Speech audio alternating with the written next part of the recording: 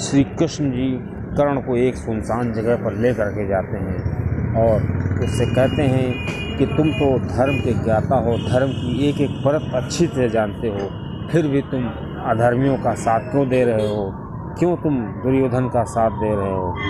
ऐसे में कर्ण क्या उत्तर देता श्री कृष्ण जी को, कहता है कि मैं जानता हूँ कि दुर्योधन अधर्मी है, लेकिन मेरा जो दुर्योधन से रिश्ता है वो धर्म अधर्म का रिश्ता नहीं है, वो तो स्नेह का रिश्ता है। मैं उससे स्नेह करता हूँ और लाजमी भी है स्नेह करना, क्योंकि कर्ण ने हमको तब सहारा दिया था जब दुनिया भर के जितने क्षत्रिय थे वो हमको सूद पुत्र कहकर हमारा निरादर करते थे।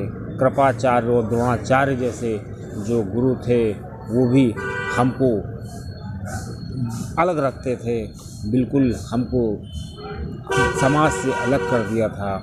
तो ऐसे में कर्ण श्री कृष्ण जी से कहता है कि मेरा जीवन बस दो ही लोगों के लिए है, मैं केवल तभी परेशान होता हूँ जब वो परेशान होते हैं। तो श्री कृष्ण कहते हैं कि वो कौन से दो लोग हैं। तो कर्ण कहता है पहले तो सबसे पहला इंसान है वो मेरी माता राधा, चूँकि वो मेरी माता हैं, उन्होंने मुझे जन्म तो नहीं दिया है लेकिन उन्होंने मुझे अपने बच्चे से भी ज़्यादा प्यार किया है, और जिसने मुझे जन्म दिया वो तो मुझे छोड़कर चली गई क्योंकि उसको अपना सम्मान बहुत प्रिय था और वो बहुत ही अच्छे घर की रही होंगी, लेकिन उन्होंने अपने पुत्र से ज़्यादा अपने सम्मान को प्रेम से देखा, इस वजह से उन्होंने मुझे छोड़ दिया। तो पहला इंसान तो मेरी माता राधे हैं जिन्होंने मेरा पालन किया है, और दूसरा इंसान है कर्ण।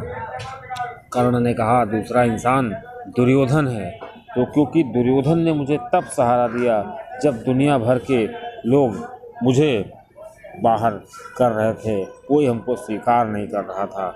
ऐसे में दुर्योधन का एक बहुत बड़ा एहसान है और दुर्योधन का एहसान मैं कभी पूरा नहीं कर सकता, कभी चुका नहीं सकता, मैं दुर्योधन का ऋणी हूँ।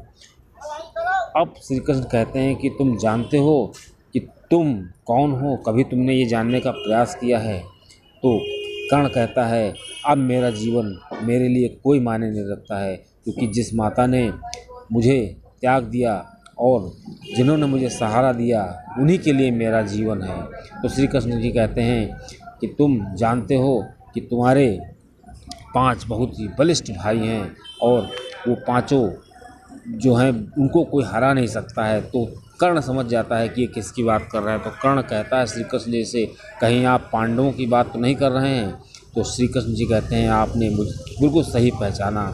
अब कर्ण कहता है श्री कृष्ण जी से आपने मुझे ये बताकर मेरी जो घृणा थी उसको ख़त्म कर दिया है और मुझे कमज़ोर कर दिया है।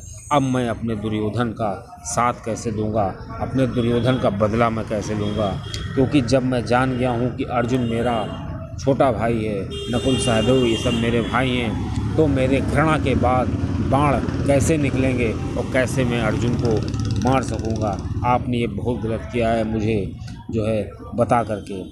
अब श्री कृष्ण जी कहते हैं ये तो है, लेकिन तुम अंधकार और अधर्म का साथ क्यों दे रहे हो, तुम्हें धर्म का साथ देना चाहिए। ऐसे में कर्ण कहता है कि मैं अपने दोस्त का ऋणी हूँ, दुर्योधन का ऋणी हूँ, मैं उसका ऋण चुका नहीं सकता, नहीं हमें चुकाना है।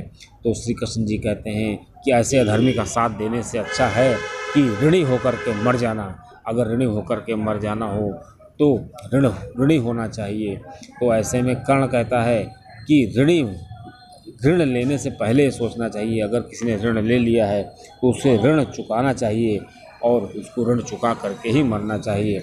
ऐसे में आखिर में श्री कर्ण जो हैं अर्जुन से कहते हैं, श्री कृष्ण जी से कहते हैं कि आपने मुझे तो बता दिया कि मैं अर्जुन का भाई हूँ, अर्जुन मेरा जो है सौतेला भाई है या मेरा भाई है, लेकिन आप अर्जुन को कभी ना बताइएगा कि मुझे ये बात मालूम है, क्योंकि अगर अर्जुन को पता चल गया, अगर युधिष्ठिर को पता चल गया कि ये मैं उसका भाई हूँ, तो युधिष्ठिर क्या करेगा कि अगर उसको जो राज्य मिलेगा वो राज्य जो है हमको दे देगा, और चूँकि मैं वो राज्य तुरंत कर्ण को दे दूँगा और दुर्योधन को दे दूँगा, जिसका मैं ऋणी हूँ। कभी भी आप ये मत बताइएगा कि मैं उसका भाई हूँ। दोस्तों, जानकारी अच्छी लगी हो